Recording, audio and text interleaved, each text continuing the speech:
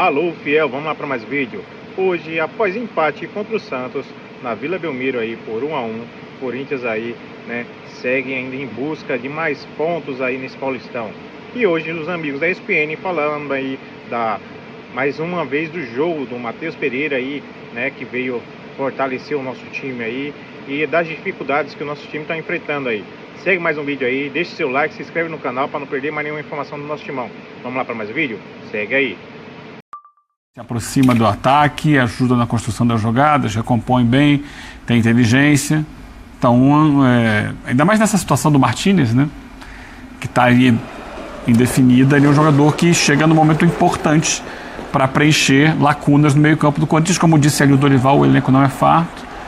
E ele é um jogador que já tinha mostrado um bom futebol no Fortaleza e chega para ajudar, para compor o elenco do Corinthians. E quando for preciso, ele entra com qualidade. Foi o melhor do Corinthians hoje, Pedro? Para mim, ao lado do Ranieri. Eu tô muito com o Eugênio. É claro que tem que falar do Yuri, apesar do pênalti perdido, acho que cai um pouquinho a avaliação. Mas sim, e especialmente num momento de temporada que a gente fala tanto de início de temporada, adaptação ao time.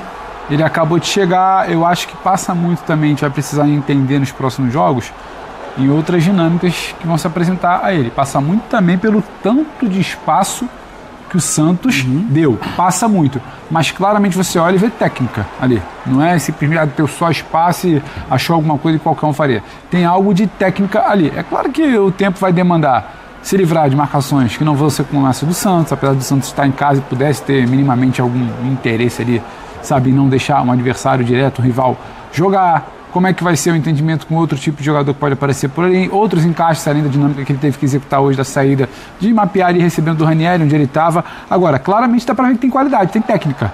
E a gente está falando tanto de jogos que a gente se debruça aqui, erro técnico, erro de tempo de bola, início, segundo tempo ali que o Corinthians cai, fisicamente ele conseguiu até onde deu ali, e muito bem do ponto de vista técnico. Isso me chamou a atenção, William.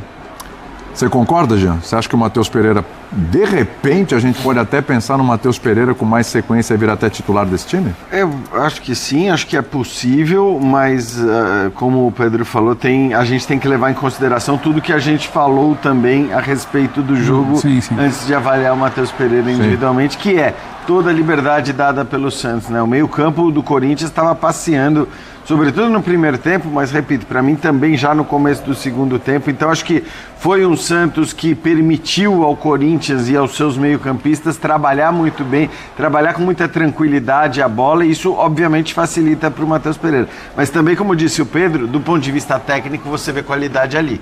Acho que a qualidade tá presente, a questão é saber o quanto ele vai conseguir ter de sequência, né, de manter o bom futebol em jogos onde eventualmente o Corinthians tenha menos espaço para jogar do que teve hoje, mas sim, acho que é mais uma alternativa para o Corinthians, o que é muito importante para o Corinthians, né, porque acho que desde o ano passado, desde o título paulista ali, desde as finais do Paulista, que a gente fala muito sobre os 11 do Corinthians, os 11 do Corinthians, Isso. os 11 do Corinthians. E é óbvio que num futebol como o brasileiro, com um calendário blá, blá, blá, blá, blá, é preciso ter mais do que 11. É preciso poder alternar, é preciso poder variar. Então, mesmo que não seja para ser titular amanhã, depois de amanhã, constantemente, é um jogador que vai acrescentar. E até porque, né, Jean, o Dorival e a sua comissão técnica, eles conseguem fazer maneiras diferentes de jogar para o meio-campo do Corinthians, de acordo com as circunstâncias, com quem ele tem à disposição, de como joga o adversário, de como ele entende a estratégia para esse jogo ou aquele. Isso ficou muito nítido, por exemplo, nos 2 jogos da final contra o Vasco. Era uma postura no jogo da ida, mudou a postura no jogo da volta. Então ele redesenha. Não significa que porque ele fez uma troca hoje, essa troca será definitiva.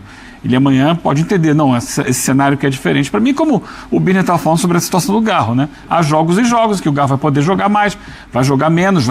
Caso ele consiga se adaptar fisicamente, ele pode fazer outras funções. Mas uma coisa que... um mérito que o Dorival tem tido no Corinthians é de muitas vezes, é claro que não em todos os jogos, às vezes o Corinthians perde e tal, claro. Ele não acerta sempre, mas ele procura soluções diferentes para demandas diferentes, e o Matheus Pereira vai entrar nisso. vai ser uma peça a mais para ele poder manejar ali. E um reforço, nessa formatação. Quanto tempo o Corinthians não tinha um reforço? Exato. Um reforço.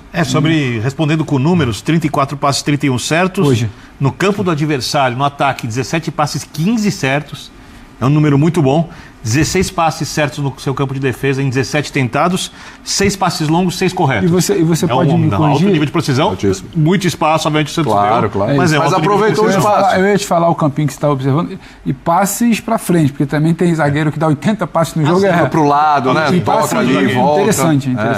Só uma perguntinha marota aqui pra vocês, hein? Vamos lá. No próximo domingo tem Corinthians e Flamengo. Próximo não esse, né? O outro. É Supercopa, certo? Vale taça. Vale um título. Pênalti.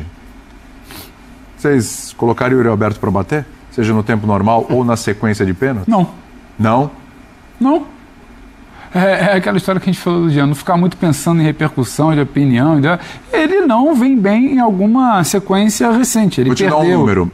Nos últimos 6 pênaltis, ele bateu 16 pênaltis pelo Corinthians, converteu 11. É um alto número. Só que nos últimos 6... Nos últimos 6... Fez 2. Ele só fez 2. Então, eu tinha uma memória recente sobre isso. E aí você está numa disputa fresco, né? A gente está falando hoje de dia 22. Afinal, é daqui a 10 dias. Eu acho que até por uma questão de conversar com o Yuri. Pedro e o William, essa é uma pergunta para que um pênalti durante o jogo ou uma disputa de pênalti? Decisão ali, não, os dois. Eu coloquei as duas questões. Porque são situações diferentes. Eu falo para as duas. E para mim vale para as duas. Mas quando você chega numa disputa de pênalti, em algum momento, talvez, até se ele estiver em campo, talvez ele seja até obrigado a bater. A questão é quem são os outros 5. Isso, é isso. Ele perguntou, falei, Você chama ele para sua cobrança mais importante, a primeira ou a última? Eu não. Sendo um camisa 9. Depende de quem você tem à disposição. Depende na hora de quem fala assim, não vou bater. Não vou bater, não tô me sentindo bem.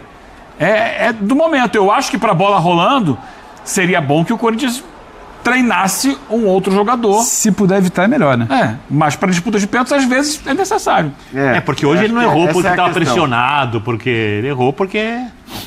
Mas já é uma sequência, que ele está batendo mal, né? Abrir mão, diferente de uma final. Por mais que ele tenha esse histórico recente, e você trouxe o histórico completo, que não é tão ruim assim. Claro. Então acho que assim, para 5 talvez seja complicado você abrir mão, porque você tem que olhar quem vai bater no lugar dele. O time está completo, os principais caras estão à disposição.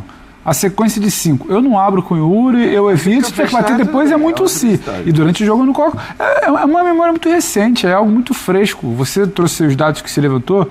Eu hoje estava puxando ali sem olhar exatamente. Falei, cara, não é o primeiro, não é o segundo, vem perdendo. Então acho que dá para evitar, não tem problema. E não vai determinar o ano isso aí. Então, se puder evitar. Porque ele perdeu nas mais variadas situações. Ele perdeu em decisão por pênaltis contra o Cruzeiro. Ele perdeu com bola rolando contra o Flamengo, que foi aquela cobrança bizarra. É bom que se diga, né? Ele perde o pênalti contra o Flamengo e na sequência ele faz um gol. Hoje contra o Santos ele perde o pênalti e na sequência ele faz o gol também, né? Quer dizer, ele tá jogando muito bem. O que tem muito valor. Antes do pênalti ele joga bem. Tem muito valor. Tem muito valor. Porque o Yuri, desculpa, Ian, o Jean, o Yuri tem muito valor porque o Yuri, durante muito tempo, no seu início de trajetória do Corinthians, e ele falou isso depois, a gente teve aqui conversando com a gente, ele sofreu demais com a cobrança, com a bola que não entrava, com a finalização que era problemática. Ele sofreu demais. Então, hoje, ver o Yuri que perde o pênalti, continua no jogo e faz gol logo na sequência, eu acho que tem muito valor também, só para não parecer que a gente só bate na tecla do perdedor de pênalti. Deixar bater, né? Sim, e é uma mudança da história dele dentro do clube. É aquela história do só perde quem bate. Sim. O Bini gosta muito da resiliência, ele fala muito em resiliência. Mas eu acho que ele precisa. Tem algumas questões, né? Clichê. Tem treinamento que te traz segurança. O primeiro momento é questão psicológica. Isso. Você está confiante de que você vai bater bem. Exato. Uma parte disso vem de treino. Grande parte. Hã? Grande parte. Vamos colocar meio a meio. Outra coisa é a situação do jogo, como é que você está se sentindo, a sua confiança ou não. Então, é muito treino e entender porque assim, quando você olha para trás e perdi 4 dos últimos 6, agora não posso errar de jeito nenhum. Então, isso pode perder o jogo. Jogos isso pesados, influencia na questão psicológica. Agora, tem um ponto, e eu acho que assim, os pontos que o Eugênio trouxe são os que devem ser determinantes. Primeiro ponto mais determinante bate bem ou bate mal, em geral. Quer dizer, é um cara que costuma bater. Porque existem, né, existe na história do futebol e do futebol brasileiro grandes cobradores de pênaltis que você não discutiria se o cara bateria ou não pênalti, independentemente da fase ou do momento dele. E que às vezes perdem. E que às vezes perdem, porque todo mundo perde. Em momentos decisivos. Bádio, Platini, Então, caras craques, assim, craques, é isso. caras num nível Absurdo, Então, assim, Em 86, no mesmo jogo, perderam pênalti Zico e Platini. Zico e Platini, Exatamente. só isso. Então, assim, acho que esse é o primeiro ponto. O segundo é uma questão psicológica que, sim, o cara pode estar mais nervoso ou menos nervoso por razões específicas e, entre elas, tem isso, um histórico recente, um peso maior, uma cobrança maior, que tem que ser levado em consideração. É uma equação que você vai avaliar tudo. Mas tem também, se você está na dúvida entre vai bater o Yuri Alberto ou vai bater um moleque que subiu da base, cara, aí entra também uma questão que é o estofo, o tamanho, o salário que seja. Então, que eu estou querendo dizer, não é a primeira, não tem que ser determinante. Mas espera aí, esse cara tem um tamanho, esse tem um outro tamanho, você não vai jogar responsabilidade, né, nas costas de um moleque. Então você vai pôr o Yuri Alberto para bater, sim. Tem batido mal, tal. Repito, não é a primeira coisa, não é o que deve ser determinante para definir. Mas se você está na dúvida, eu acho que aí o tamanho do cara, a importância dele e as obrigações de responsabilidade que ele traz, também tem que contar. E nesse contexto, eu acho que hoje ele ficar fora dos 5, não sei se cabe nesse Corinthians. Mas no tempo normal você pensaria? No tempo normal, aí eu estou muito com o que o Pedro falou. No tempo normal, acho que aí você tem que levar em consideração tudo isso. Até porque, para o próprio técnico vai acabar pesando, se o cara vai e perde quanto que é? O quarto pênalti. Você tem um Memphis em campo. Batidos, cara. Aí você olha e fala assim, pô, ele já sabe que o cara tá perdendo o pênalti pra caramba, que a fase não tá boa, tá insistindo e tal, não tinha que ter batido. O Yuri me parece um cara muito tranquilo de você levar no dia a dia, ele dá no dia a dia. O Dorival é um cara que lida muito bem com o grupo, ele pode ter outros problemas. Isso você conversa. Olha, isso não é uma pressão, segura, poupa, e acho que... E por algum tempo. Vai ser bem E outra coisa que ele precisa definir é a forma de bater. Também. Porque são batidas diferentes.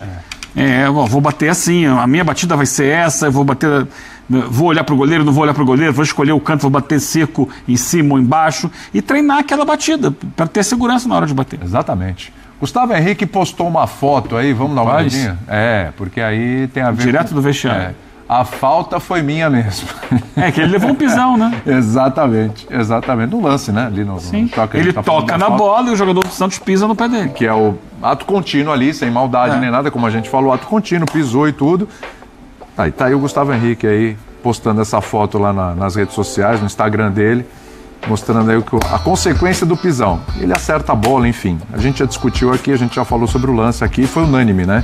Que realmente não foi falta contra o Corinthians nesse lance, e tá aí o Gustavo Henrique trazendo a prova do crime.